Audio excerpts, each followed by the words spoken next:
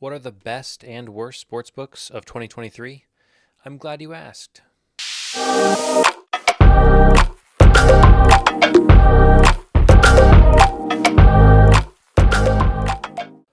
Welcome back to the Green Means Go betting channel. As always, thank you for being here. A like and a subscribe and a comment helps me more than you can ever imagine. So if you wouldn't mind doing that, sharing this with your friends, family, and grandmothers, I guess that's your family, that would go a long way. So today I thought I'd lighten the mood a bit, right? Because we're usually getting down to the nitty gritty, the betting, the slips, the locks. Not today. We're going to take a look at all of the sports books that I have used in the last 2.5 years. And I thought, what better way to take a look at them all than with a tier list? So what we're going to do is we're going to go through each of these one by one, and I'm going to throw them into a category. We have great sports book. We have good, we have fine, we have bad, and we have horrible. Now, what I want to add before moving any of these pieces into their spot is, one, these are the only sports books that I have available to me. So you may have access to a book that is not on this list. You may say, what about Tipico, right? What do you think about that? I don't know. Sugar House, right? I don't know, okay? There are books, Bet365, pretty popular book. Never used it, okay? There are books that I don't have access to, and because of that, they're not on the list because that would be ridiculous if I put that on here. Yes? Okay. So these are the books that I have access to. Now, the other caveat before we get started is I am going to rate this as neutrally and unbiased as I can. Obviously, my personal experience is going to play a role in this. However, there are some books on here that I cannot use because my limits are too strong. In other words, I can't get down anything worth keeping a balance on the book. Now, does that mean they're a bad book?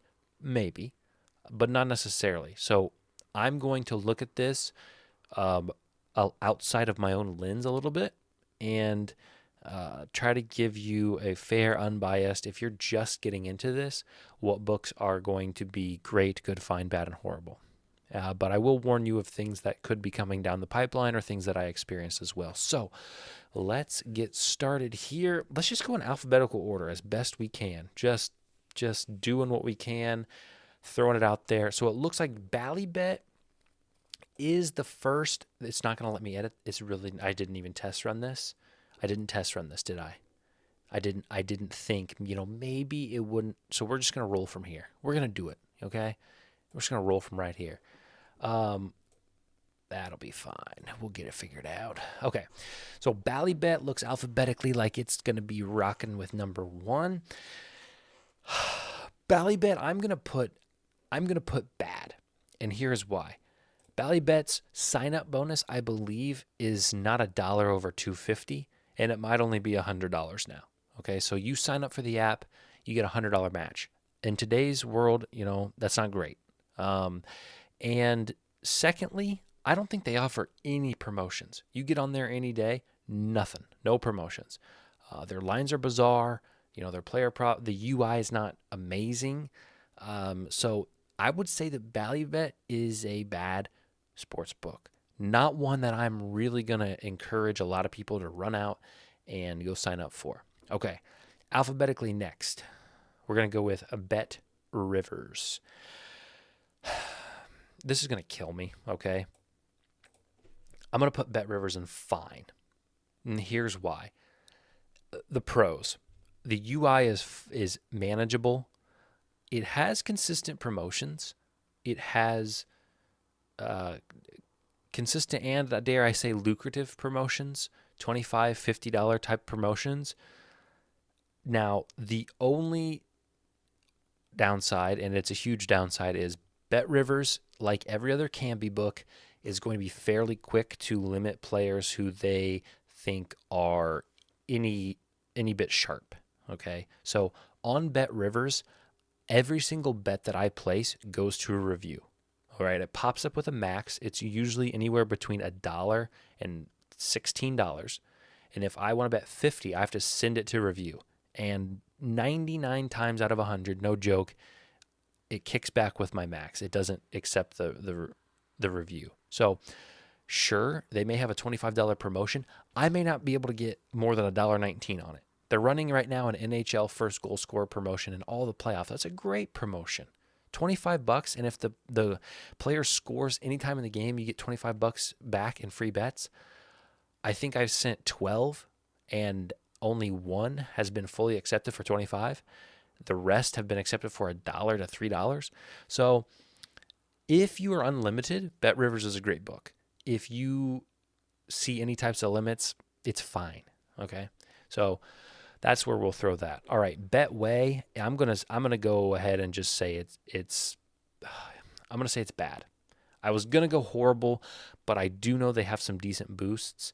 I don't use Betway at all anymore. I bet tennis once, and that's, I guess, a no-no, because books love to offer things. It's like the Garden of Eden, right? Here's this tree of the knowledge of good and evil, and we'll call it tennis, right? But if you eat from the tennis tree, you're going to be ashamed of your nakedness. And buddy, I am not ashamed of my nakedness, but I'm frustrated that Betway offered me a tennis line that I hit, and then they said, wait, this guy's betting tennis? He's got to be sharp, okay? And so the app sucks. The UI is awful, but they did have some decent boosts. So I won't move it to horrible because I know some people are able to get down a decent money on their boosts. Other than that, it's the same lines as DraftKings, same odds as DraftKings, but with far less promotions. Okay, next book we will go to, oh wow, we skipped Barstool. Should have been alphabetically before that. Barstool. Okay, I'm going to put it here. And this may catch some negative feedback. Barstool, and I will say this, Barstool started out solid. They, in middle of 2022, last year at this time, they were a great book. Promotions all the time. They offered these hoodies, and I got probably 25 hoodies in my closet behind here from promotions they ran. I mean, it was fantastic. And then they cut me off of all promotions. And I would say most people who bet with Barstool more than 3 or 4 times a week don't have promotions if they've been doing it for a while. My limits are abysmal, same as can be, only you can't send anything to review on Barstool. So on BetRivers, if I bet a line, I can send it to review and at least be optimistic, right? Barstool, I can't send it to review. It just says your max is $2. And it's usually not worth it to me. So I don't even have a balance on Barstool right now. We're moving on. Okay. Next is DraftKings. I'm gonna go ahead and say good. DraftKings is probably one of the better sports books. Consistent promos, daily promos, decent sign up bonus. They have competitive odds.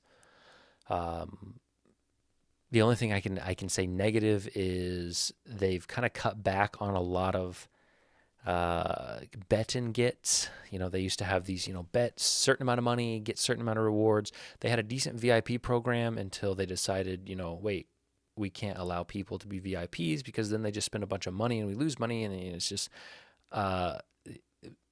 they got their customers and now they've kind of scaled back a little bit, but I do think they still are competitive in that market. So besides limits and besides kind of a drying up of certain things, I still think they're a solid a solid book. Their customer support, it's kind of a weird thing, but I think that's necessary if you're doing this big time. Their customer support is fantastic. Gets back within 20 minutes usually. So that is something that is rare in some of these books. Next is probably Caesars, even though I skipped Caesars. Caesars is a good sports book, and I can't bet there because I have 1% limit. So last year I got to 7 stars, which is their highest rewards tier.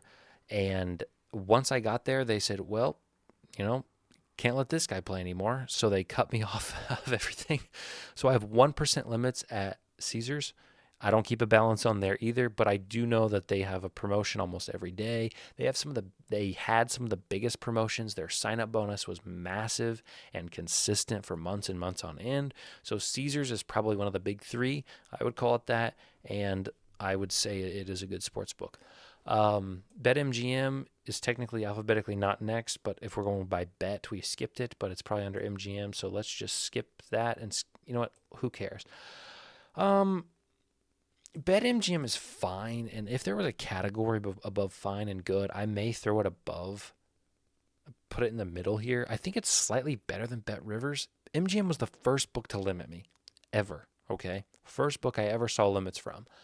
But my limits there are still better than they are at BetRivers. I can still get $100 on a money line if I want to. No more, but I can do that. Now, I don't have any promos or anything. The UI's fine. Customer support's fine. It's a fine book. I think it'll stay in business. It's not great. It's not good, but it's fine. I think it's a must-have, though. Let's just go with FanDuel. I'm going to put them on great. Somebody's got to be great. And I think FanDuel right now is doing it the best. Biggest limits that I have across any book. I'm sure that'll change soon. Their promos are really scaling back. I would say DraftKings has more promos than FanDuel. FanDuel's UI is better. FanDuel's, that you can see your max bet easier. FanDuel has more consistent boosts. Although my max was 25 today, it used to be 50, so I don't know what's up with that. We'll see. But somebody's got to go in great, and I think right now, if I had to say which book would it hurt to lose the most, it would be FanDuel. So I'm going to put them at great. Moving forward to Hard Rock. Hard Rock is fine for the same reasons of these. They promo banned me. You can't get anything down. I like the UI, very crisp, very clean. They have pretty competitive lines. Sign-up bonus was solid when I did it. Outside of all that, I think it's going to blend in with everybody else, and unless they can really ramp up some of their promotions, it's fine. It's fine. WynnBET. This one's tough because I look at this line right here and I say WynnBET's better, and I look at this line right here and I say WynnBET's not that good. So WynnBET is kind of a fall between good and fine. For the sake of what I believe a tier list should look like, which is a standard bell curve, I'm going to throw it in fine. WynnBET has a promo maybe once a week. They often forget to give me my free bet. I have to message support, and then I always get it. Kind of an annoying step. WynnBET's lines are some of the best. If you're looking for the most competitive money line, least amount of juice, WynnBET's going to be your book. Outside of that, their limits are a little inconsistent. I can't do same game parlays anymore.